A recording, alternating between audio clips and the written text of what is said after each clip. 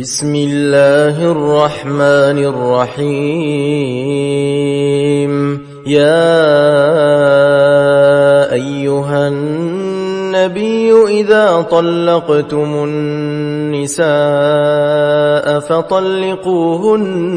لعدتهن وأحصوا العدة واتقوا الله ربكم لا تخرجوهن من بيوتهن ولا يخرجن إلا أن يأتين بفاحشة مبينة وتلك حدود الله ومن يتعد حدود الله فقد ظلم نفسه لا تدري لعل الله يحدث بعد ذلك أمرا فإذا بلغن أجلهن فأمسكوهن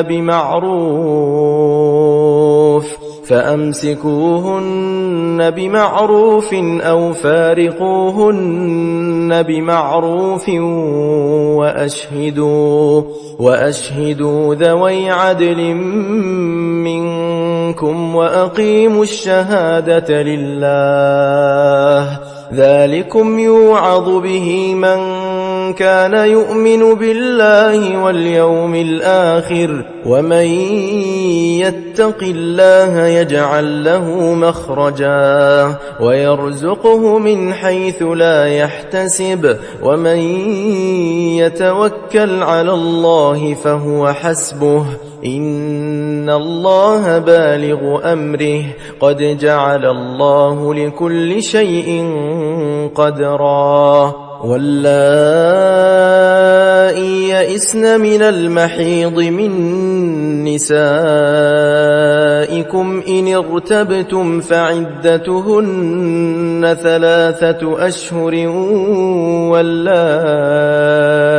لم يحضن وأولات الأحمال أجلهن أن يضعن حملهن ومن يتق الله يجعل له من أمره يسرا ذلك أمر الله أنزله إليكم ومن يتق الله يكفر عنه سيئاته ويعظم له أجرا أسكنوهن من حيث سكنتم من وجدكم ولا تضاروهن لتضيقوا عليهن وإن كن أولات حمل فأنفقوا عليهن حتى يضعن حملهن فإن أرضعن لكم فآتوهن أجورهن وأتمروا بينكم بمعروف وإن تعاسرتم فسترضع له أخرى لينفق ذو سعة من سعته ومن قدر عليه رزقه فلينفق مما آتاه الله لا يكلف الله نفسا إلا ما آتاها سيجعل الله بعد عسر يسرا وكأي من قرية عتت عن أمر ربها ورسله فحاسبناها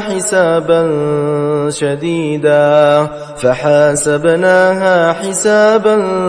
شديدا وعذبناها عذابا نكرا فذاقت وبال أمرها وكان عاقبة أمرها خسرا أعد الله لهم عذابا شديدا فاتقوا الله يا أولي الألباب الذين آمنوا قد أنزل الله إليكم ذكرا رسولا يتلو عليكم آيات الله مبينات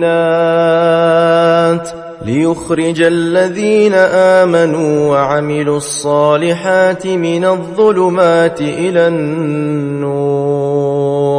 ومن يؤمن بالله ويعمل صالحا يدخله جنات تجري من تحتها الأنهار خالدين فيها أبدا قد أحسن الله له رزقا الله الذي خلق 7 سماوات ومن الأرض مثلهن يتنزل الأمر بينهن لتعلموا أن الله على كل شيء قدير وأن الله قد أحاط بكل شيء علما